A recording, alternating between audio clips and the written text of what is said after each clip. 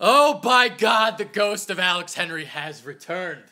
Oh, that is completely demoralizing right before the half. You get that huge boost with the Zach Ertz catch. You're like, yeah, just throw it up. Anything can happen. Zach Ertz comes down with that wild freaking reception down the left sideline. And then this guy, Jake Elliott, brought in this week, Hook. Yeah, I mean, unfortunately, that's what happens when you have to go out into the open market and get a kick like this. Oh. It's just, you just got to hold your breath. And, well, we held our breath and he freaking failed us like we kind of expected. But, I mean, at 30 yards, I mean, come on. I don't even want him back. I want Mark Simoneau kick in the second half. 30 yards and he kicked it straight. I want to bring Todd France back. Bring him back. Bring back no, don't bring back Alex Henry. I almost did it.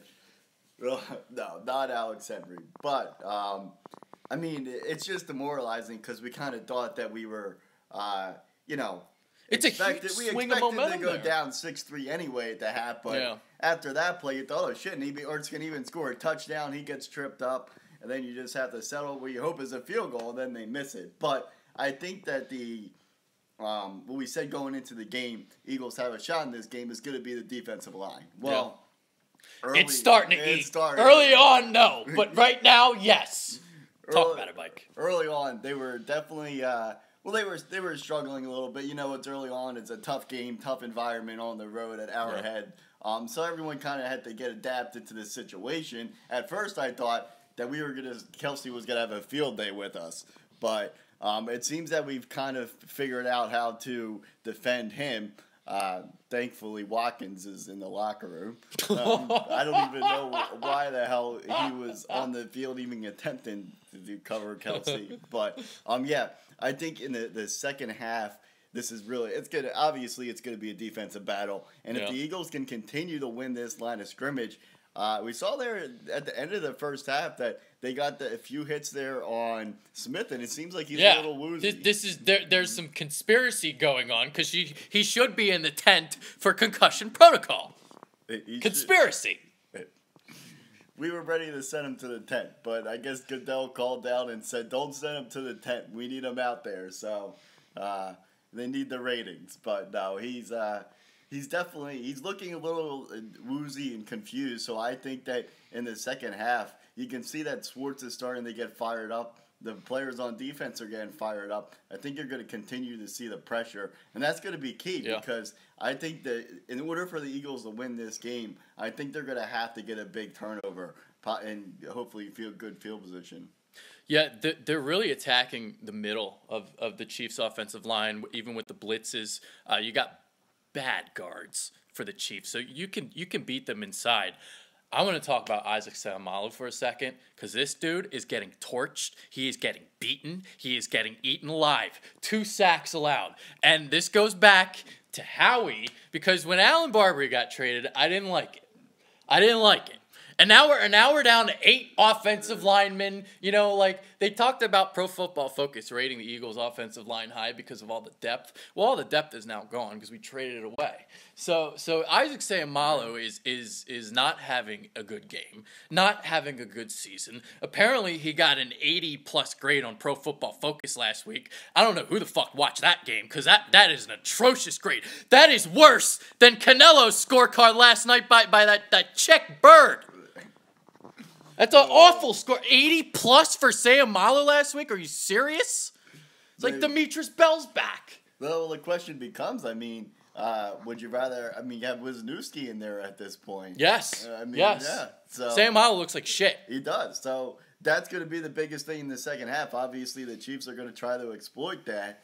But it's kind of now comes back to the Eagles on offense, I don't even know what kind of plays they're running right now. Really, I don't know what the hell they're doing. The play calling has been atrocious. I don't know what they're doing in the backfield. Has Blunt even had a carry? He tried to get one, but then they had the penalty. So they keep putting Smallwood out there. He can't get any wood. Well, yeah, the problem is they have all these behind Blunt. They've got all these small backs that can pass protect. So that becomes the biggest issue when you put those other guys in there. I'm in a favor. They just got to throw Blunt out there and get him into a rhythm. Yeah. Even if it doesn't work, say even if he gets 2 yards to carry, at least you're trying to get him into a rhythm, and hopefully that leads to him breaking one off. Hell, put Corey Clement out there. Yeah, I would agree. That's better than Smallwood at this point. By God. And they're trying to run Smallwood right up the gut. It's just not going to work. So, someone's saying Blunt's too slow. Oh boy. I mean, the guy did have 18 touchdowns last year, so it's. I don't agree with that one. I think a lot of it is a rhythm problem. They're not allowing him to get into a rhythm. Yeah, Clement was out there for a couple plays. We did notice that. Yeah. Yeah. So, yeah, I wouldn't be shocked if Clement's a guy that they really start to maybe not in the second half here, but I think moving forward, he's a guy that could maybe start to see some action if they can't get blood going. Yeah. Let's see what else happened. Michael Kendricks had a good first half again. He's playing well. The momentum is translated into the regular season. I guess we can focus on him a little bit. Hey, yeah, he's flying around. Yeah, he looks fast. He looks like it's rookie year again. So it's good to see from Kendricks.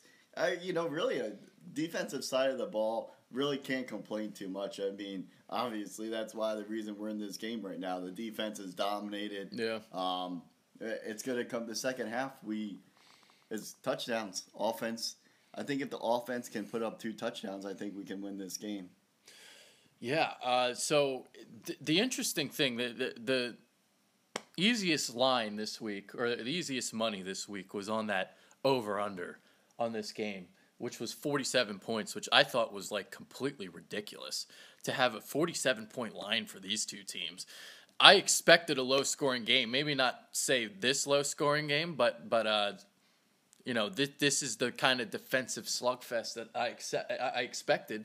You only have 4 possessions right now for each team, so it's your normal game has like 12 possessions in it. Both teams have possessed it 4 times, so we're seeing a slugfest. Or what did Charles Davis said? I already forgot. I was gonna call our recap show what Charles Davis said. He called it like a stomp barn or whatever the hell he said. Something corny as fuck. Weird.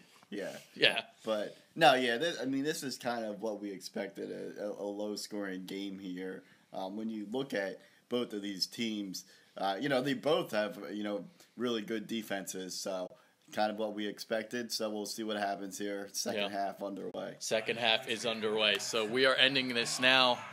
By God, Jake Elliott, make a goddamn field goal.